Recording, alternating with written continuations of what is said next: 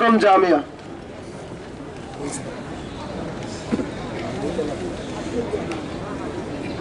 यहाँ मौजूद सभी साथियों को मेरा लाल सलाम, क्रांतिकारी सलाम। साथियों, जैसे हम देख रहे हैं कि नजीब को गायब हुए 10 से ज़्यादा दिन हो गए हैं, लेकिन ये एक आइसोलेटेड इंसिडेंट नहीं है।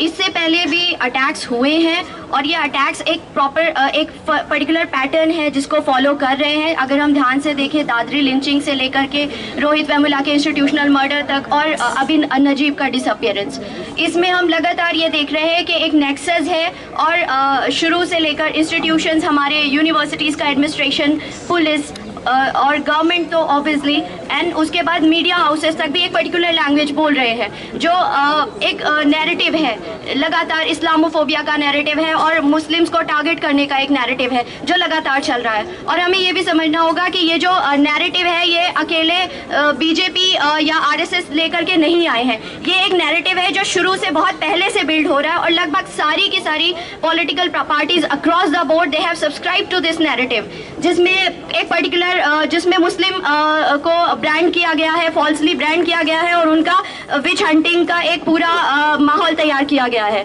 तो the current dispensation has come to power by riding this wave and by riding over this narrative. They have not created, they have always they have encourage this narrative, लेकिन उन्होंने ये create नहीं किया, वो उसको राइड करके यहाँ पहुंचे हैं पावर में। तो the basic narrative that has allowed them to come to power. और जिस तरह की गुंडागर्दी हम लगातार देख रहे हैं अखलाक के टाइम से, दादरी लिंचिंग से और हर यूनिवर्सिटी पे अटैक से और डीयू में, जेएनयू में, जामिया में, हर जगह ये वो गुंडागर्दी है। And we see that there is a nexus between the authorities, between the police, between the goons and the government, जो लगातार शेयर दे रहे हैं। ये सिर्फ इनएक्टिविटी नहीं है, ये सिर्फ ये नहीं है कि they fail to file an FIR, ये एक शेयर है जो लगातार उन्हें दी जा रही है। दे हैव दिस इम्प्यूनिटी, वो जानते हैं कि वो कुछ भी कर सकते हैं और कोई उनको आके बोलेगा नहीं, कोई उनके खिलाफ एक्शन नहीं लिया जाएगा। तो ये जो शेयर है ये लगातार उन्हें मिल रही है और हमें खुद को भी सेल्फ क्रिटिसाइज भी करना पड़ेगा कि हम इस नैरेटिव को लगातार काउंटर क्यों नहीं कर पा रहे, हम हमेशा से खामोश क्यों है। ये कहीं ना कहीं ये हमारी खामोशी है जो उनकी पावर बन गई है।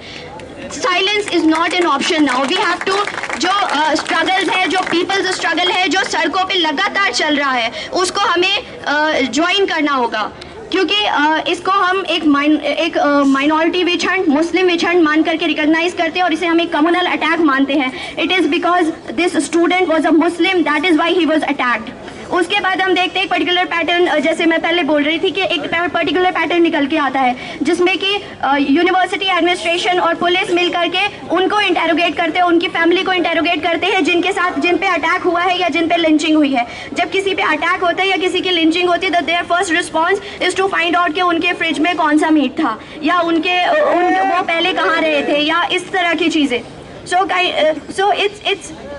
it's blaming the person who is being lynched rather than going after the people. Bhopal में जब दो महिलाओं पे लिंचिंग होता है तो उनको भी सबसे पहले what the police does is files an FIR against those 2 women who were lynched.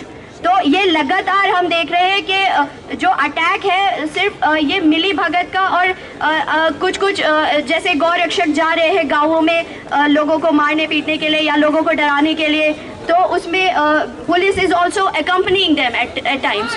तो ये लगातार जो हम देख रहे हैं एक नेक्सस है, सब लोग जिस तरह से मिलके काम करें and therefore it is, but we also have this hope कि रेजिस्टेंस है, लगातार स्टूडेंट्स लड़ रहे हैं, लगातार जो पीपल है, the people of this country are fighting this. तो हमें वो जो स्ट्रीट पे जो लड़ाई चल रही है उसको हमें मिलकर सामना करना पड़ेगा और हमें क्रिटिकली अपने आप को भी देखना पड़ेगा कि एक बड़ा मोबिलाइजेशन और इसके अलावा एक बेसिक हमारे पास एक फुल फ्लेजेड यूनियन स्ट्रक्चर होने के बावजूद हम क्यों अभी भी एडमिनिस्ट्रेशन से जस्टिस डिमांड कर रहे हैं, जो एडमिनिस्ट्रेशन खुद उनके साथ मिली भगत में है, जो कल्प्रिट्स हैं उनके साथ मिला हुआ एडमिनिस्ट्रेशन से जस्टिस हम क्यों डिमांड कर रहे हैं। And why are we not taking, we are not making our politics sharp, we are not making our argument sharp and we are not doing anything. ये भी हमें देखना पड़ेगा कि कहीं ना कहीं इट्स ऑल्सो आवर फेलियर। अभी हम देख रहे हैं कि there is a full fledged union structure, उसके बावजूद हम नहीं कर पा रहे, तो we have to also talk about the Lyngdoh committee which is through which the union comes to बैठ जाइए प्लीज बैठ जाइए। Therefore we have to look into आप लोग इतना मत कीजिए। फ्लेजेड यूनियन स्ट्रक्चर क्यों सामना नहीं कर पा रही? What are those conditions which do not allow the students जो एक्चुअली शार्पली आर्ग्यूमेंट्स रख सकते हैं, या एक्चुअली जो एंटी पीपल लोग हैं, उन जो एंटी पीपल पॉलिसीज हैं, जो एडमिनिस्ट्रेशन है एंटी पीपल और एंटी स्टूडेंट एडमिनिस्ट्रेशन है, उसका सामना जो स्टूडेंट्स नहीं कर सकते, इस तरह के स्टूडेंट्स को उस तरह के स्टूडेंट्स जो सामना कर सकते हैं उन्हें यूनियन में आना चाहिए। And the